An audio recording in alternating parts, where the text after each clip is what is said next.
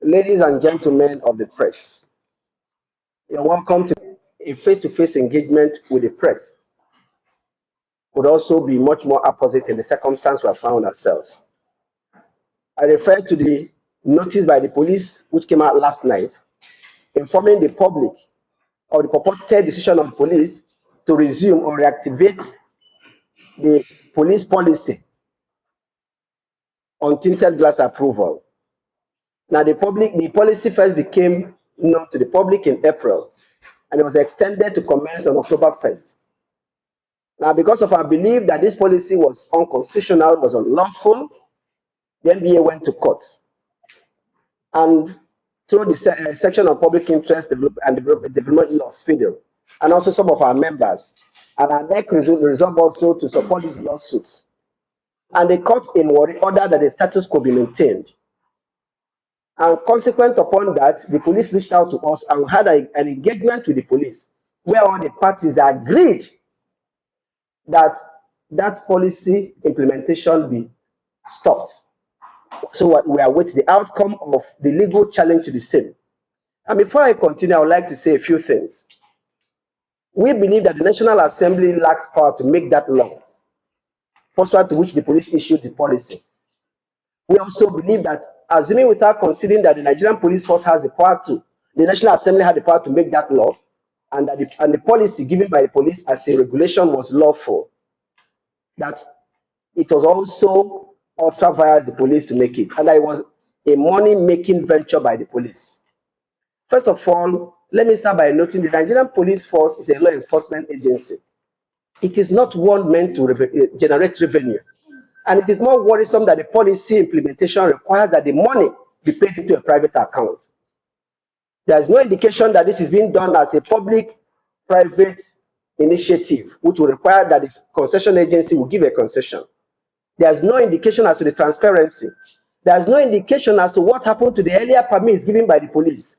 And assuming it is, according to the police, for security reasons that they are doing this, what happened to the validity of the earlier permits granted by the police?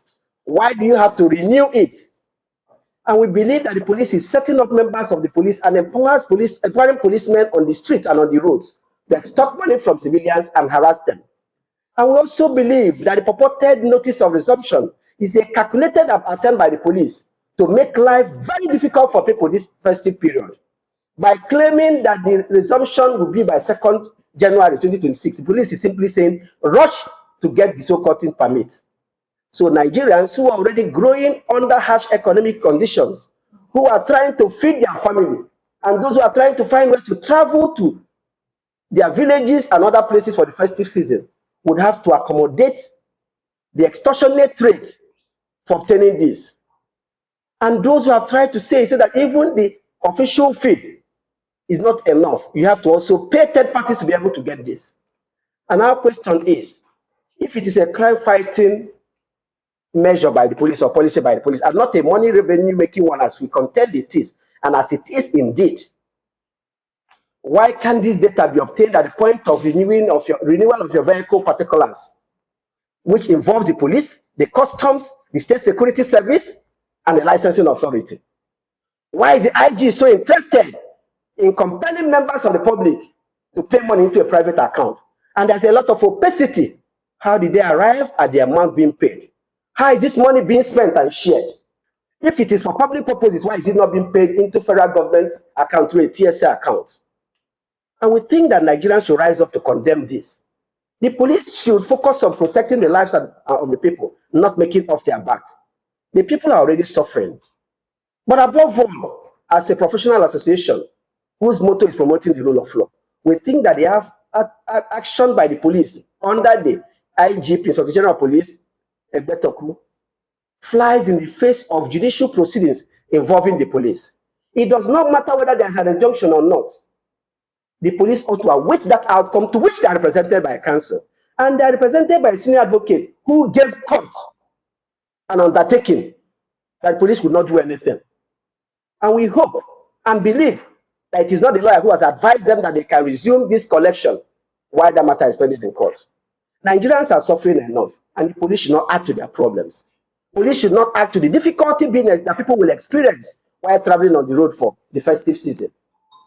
We need to stop this, and we need to be guided by the rule of law. I need to remind the police that the police will benefit more from a peaceful and orderly society, that the police will stand to benefit more from a society where people respect judicial proceedings and allow the courts to determine between two contending parties. And it will be unlawful and indeed a brazen act by the police to insist on proceeding with this collection. More so after we had a roundtable decision meeting and agreed to suspend this. But beyond that, the police must be partners in progress and not have anything to do with any situation or thing that imposes hardship on the people. And we thought we should have this conversation with you gentlemen of the media. To my immediate right is Abdul Mohammed Hussein, who was part of that meeting. In case my recollection of what took place that day is wrong, he would correct me. And also the Assistant General Secretary Barnabas Henry.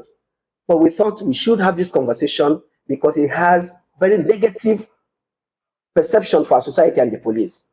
And we should not tolerate such a thing. And the police should allow people to enjoy their season and leave anything about tinted approval. And if it is indeed to secure the lives of the people, there must be more creative ways of protecting the people and ensuring the security of the people without imposing further financial hardship on the people. And also doing it at a time that members of the public who may need to travel, who may need to put their vehicles on the road, will be harassed, extorted money, have their movement impeded, and oftentimes maybe impounded by overzealous policemen on the road, who may not distinguish even between the so-called takeoff time of January 2nd.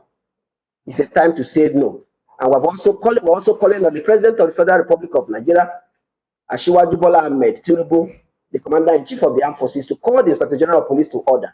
We've also, as at this moment, delivered a letter to the Office of the Attorney General, asking the Attorney General to also write to the police to cease and desist from this unlawful activity, which does not portray the country in a good light and imposes unnecessary hardship on the people. This must stop. We'll be willing and free to entertain your questions related to it or any issue related to the administration of justice. And we also once more thank you for coming. Imagine how it will be on the federal highways and state highways. Enough is enough. The police should not continue to push the people. Thank you also very much.